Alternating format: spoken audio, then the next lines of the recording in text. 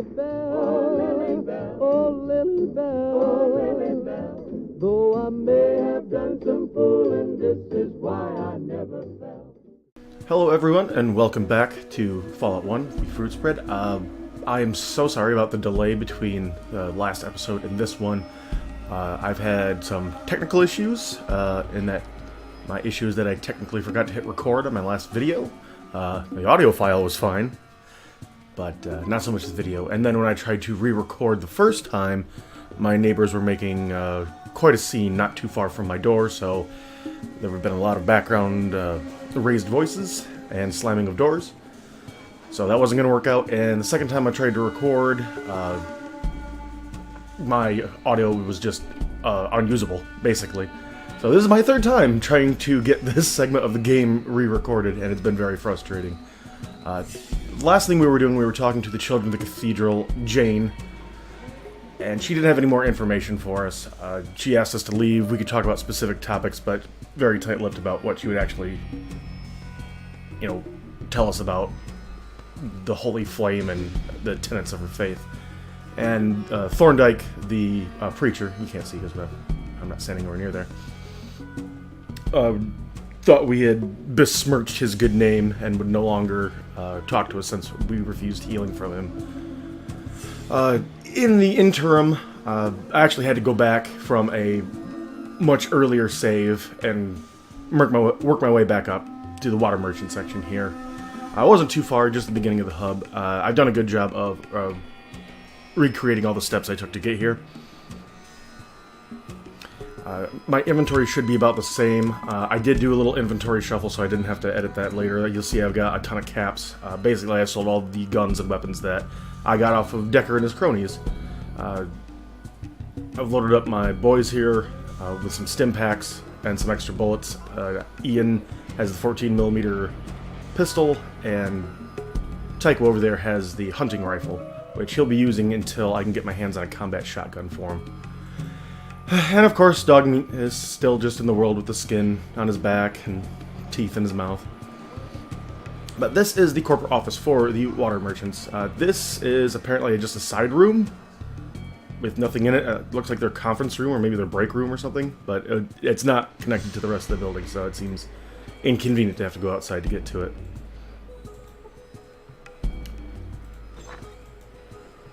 Oh, and there's some float dialogue there from Ian.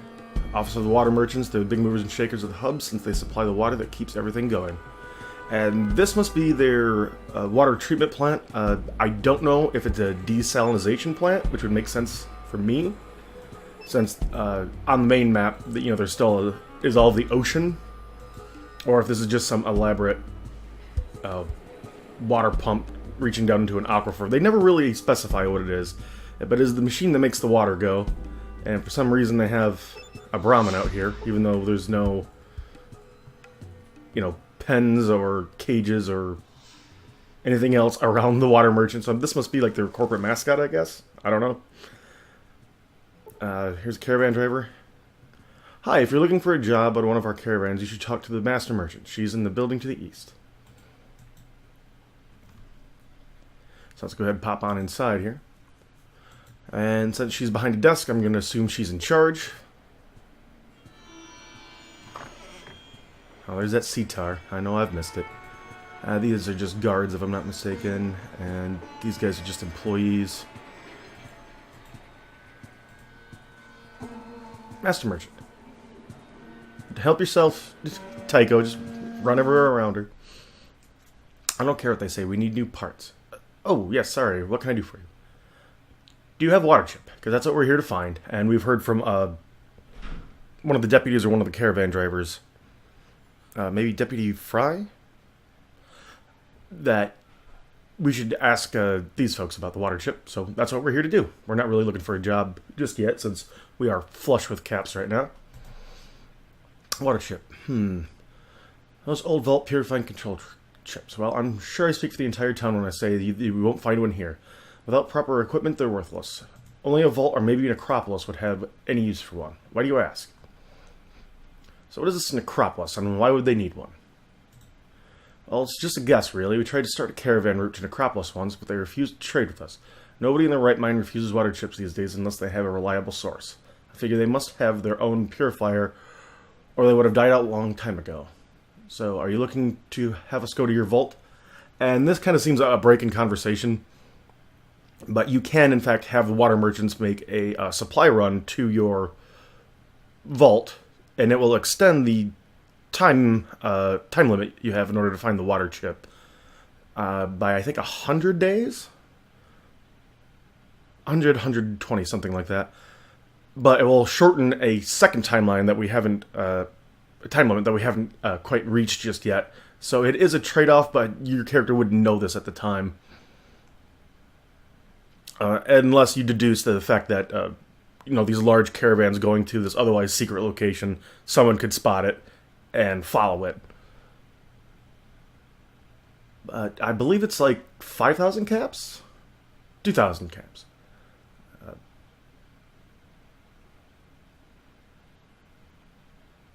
And she goes on to explain that extra 100 days. There we go. Perfect. I'm going to tell her I don't have the cash, even though it's a blatant lie, as I don't really want to give away the location of my my settlement, if I don't have to. That just seems dangerous out here in the wasteland. That could attract raiders, could attract all kinds of stuff. So she suggests that we go check out the necropolis. And you can probably hear my neighbors slamming doors again. And what is kind of interesting about this first game is that unlike Fallout 3 and later games where you have to specifically ask where the location of places are, some of the towns, you just simply have to get them mentioned in conversation, and then they will be on your map. Now we can't check our world map just yet since we are in town. We can click on map, but it's just going to bring up our regular one. So, as I recall, we have 3 talking heads left in the hub that we want to talk to. Just to showcase them.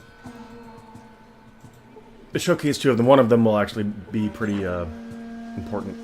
Fargo Traders, run by Butch Harris. He's Atne Ute Aitbre, if you catch my meaning. Oh, I didn't know you were bilingual. Must be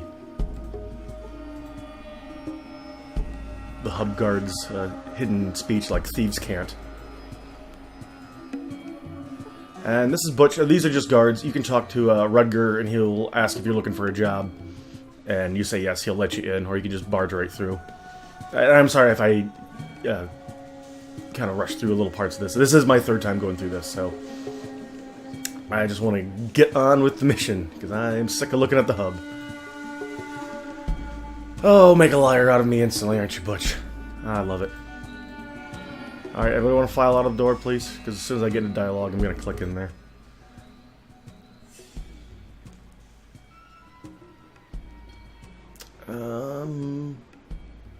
I'm looking for work. You're looking for work, are you? You look alright, well, you should probably talk to Butch through the door behind me.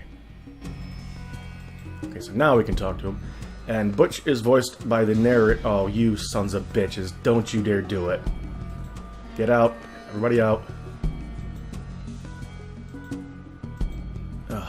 Clunk your heads together like the Three Stooges. So, like I was saying, this is Butch. He's voiced by the narrator, Ron Perlman. He has been in a ton of things. He was in Hellboy. He was in City of Lost Children, which is a very groovy movie. I suggest you check it out. For me, though, he'll always be the Beast from the Beauty and the Beast soap opera in the... that must have been early 90s, maybe late 80s.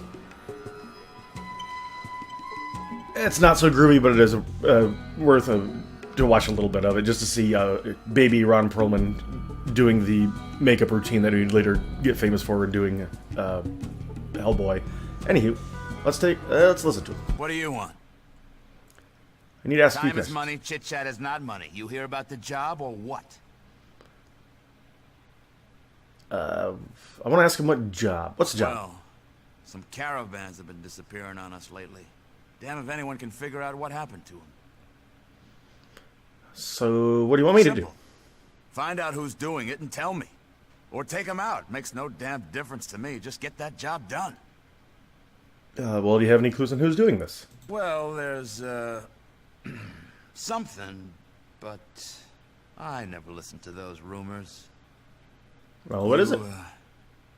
You really want to hear it, huh? Well, some say it's the Death Claw. But I don't know nothing about that. Well, how do I find out about this Death Claw? How do you... Go talk to Beth. She knows more about that crap. Alright, I'll go check it out. I wonder if I can barter, just to see if he has anything. I don't think that he does. Oh. A little bit. But we just got done with all that. So we're good to go.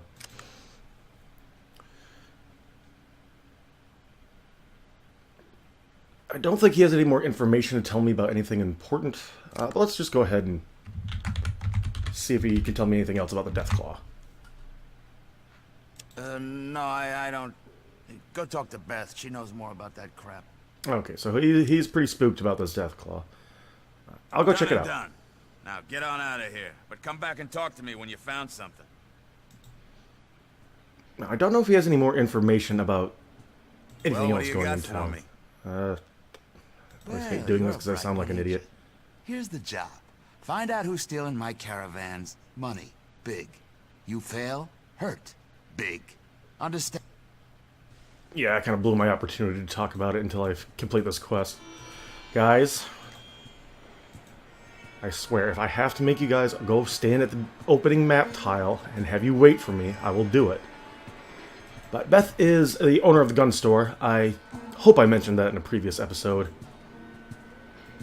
Ian mentions it in float dialogue. And this is Beth. She looks unhurt. I wish I could get a day off. It's been so lovely out. Oh yeah, don't you love it when it's 120 degrees? Burning hot. Oh, love it. Reminds me of living in the South.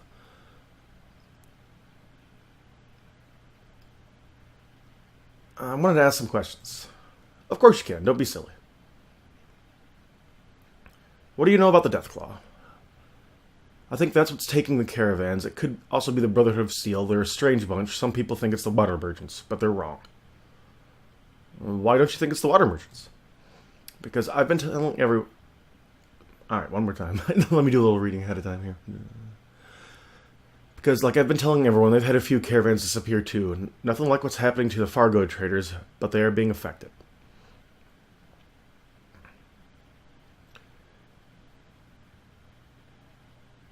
Why would it happen to the Fargo traders more than the others? Bad luck? I don't know. Maybe they're traveling along different routes than others. Maybe because they aren't as heavily guarded as the Crimson Caravan, but they might have better cargo than the water merchants. Who knows? There doesn't seem to be any clear difference between the three. Well, the water merchants could be lying, or it could be part of their plan to make you believe them. Oh, she gives us the same response. I wonder if that's an extra speech dialogue. I just don't have enough... Huh, not sure I never asked her before. Let's ask her another question. Why do you think it was the Brotherhood of Steel? Don't you know? She leans in close to whisper. I heard that they make human sacrifices and do all sorts of other terrible things. Really? I had no idea. You never know what a person's really like behind closed doors. You've got to be careful with who you associate yourself with. Was there anything else you needed? Another question about the missing caravan. What exactly is a Death Claw? Death Claw is the most evil thing to rise out of the ashes after the war. Some say it's a powerful ghost from the war that haunts the land. It's no ghost. It's as real as you and me. It's 20 feet tall with teeth as big as your arm. It's some kind of demon that's found its way here from when the world was engulfed in fire. Well, you know where it is? Yeah, pretty amazing, isn't it? It's down to the southwest somewhere. There's an old mutant in Old Town named Harold who actually saw this thing in its lair. Nicest skag, I know.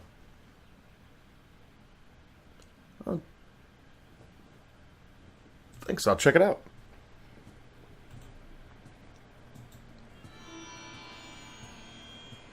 So we're just kind of following the breadcrumbs of this trail, as it were. And I believe Old Town is up and to the right here. Yes, it is.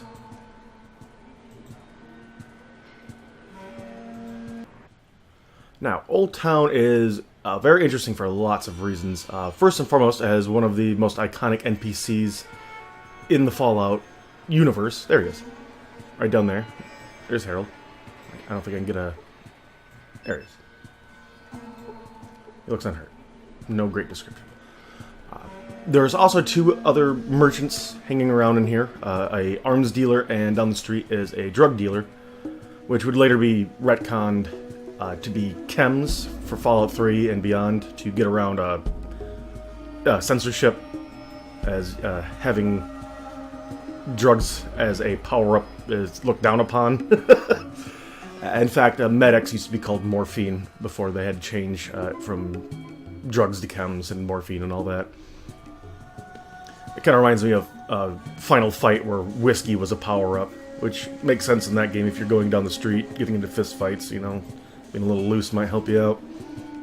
I don't know, maybe I've watched Legend of Drunken Master too many times. But this is Jake, I believe his name is. Yeah, Jake's Weapons. High prices, but really good guns. And he is not kidding. Hey, Jake. Welcome to Jake's. I've got some great merchandise and stuff. Feel free to look around. Let's see what you have, Jake. Real quick, I don't think I want to buy anything here just yet. It depends on how much that combat shotgun is. Let's check out the... Yeah, it's pretty expensive, but we can afford it. But I know in a little while, not a short amount of time, but a decently recent time, is that I'll be able to get a set of that for the low, low price of jack and shit. That's not too bad. Oh, and I have a spare 14mm. I think I picked that up off of one of Decker's goons. Can I get... Yeah, I'm actually going to pull the trigger on this.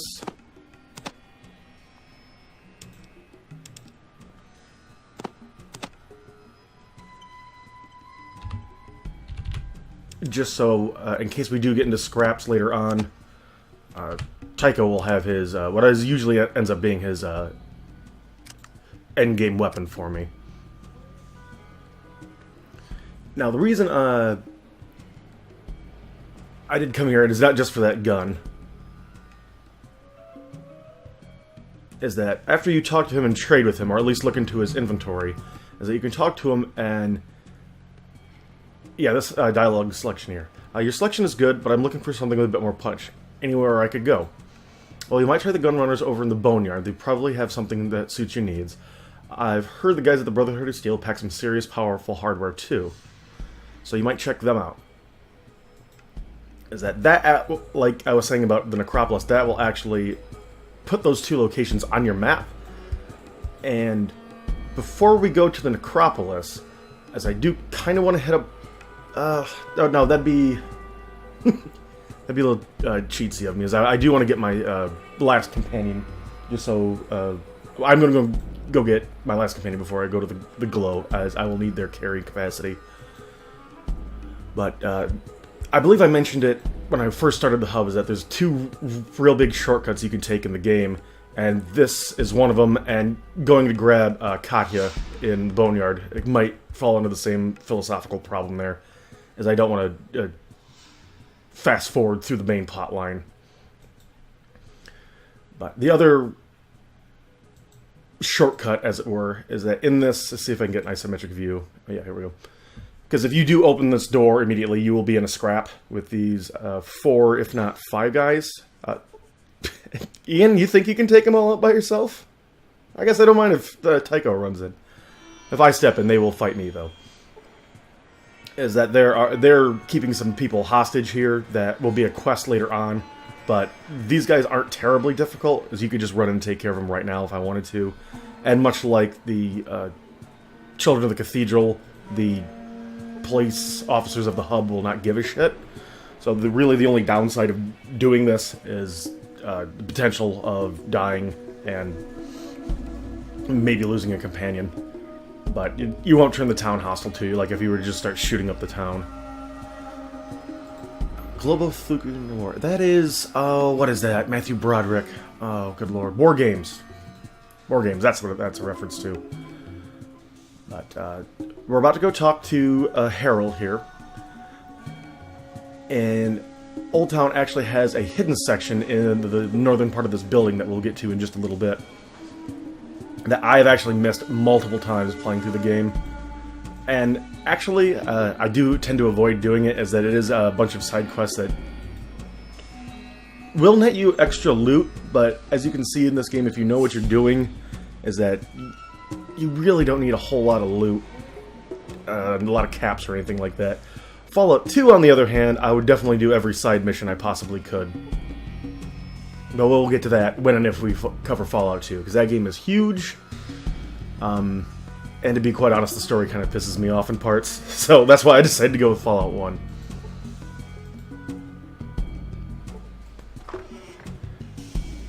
Now, this is Harold, and this is the first ghoul that we see in the game, although there is some debate as to whether or not Harold is in fact a ghoul. He is called a ghoul, and I believe in Tactics, but that's not considered canon. I believe, reading according to Chris Avallone in the Fallout Bible, that he's a special kind of FEV mutant that just happens to look a whole hell of a lot like a ghoul. I think the big confusion comes from Fallout 2, where he's in Modoc, which is a city of ghouls, and he shares the same, sprite as ghouls we'll meet later on in the game. I think that's the confusion. But according to one of the, original designers of the game, he's a special kind of FEV mutant, not a ghoul. And ghouls are not created by FEV; they are created by radiation. So anyway, let's talk to him. He is voiced, but before we click on him, he is voiced by Charles Adler, one of my favorite voice actors. He was Mr. Big Head in Rocko's Modern Life, Mechanicles from the Aladdin TV series, but for me, he will still always be Professor Monkey Forehead from my favorite cartoon show growing up, Earthworm Jim. So let's go ahead and let's talk to him, because he's got a lot to say, and he's a pretty groovy character.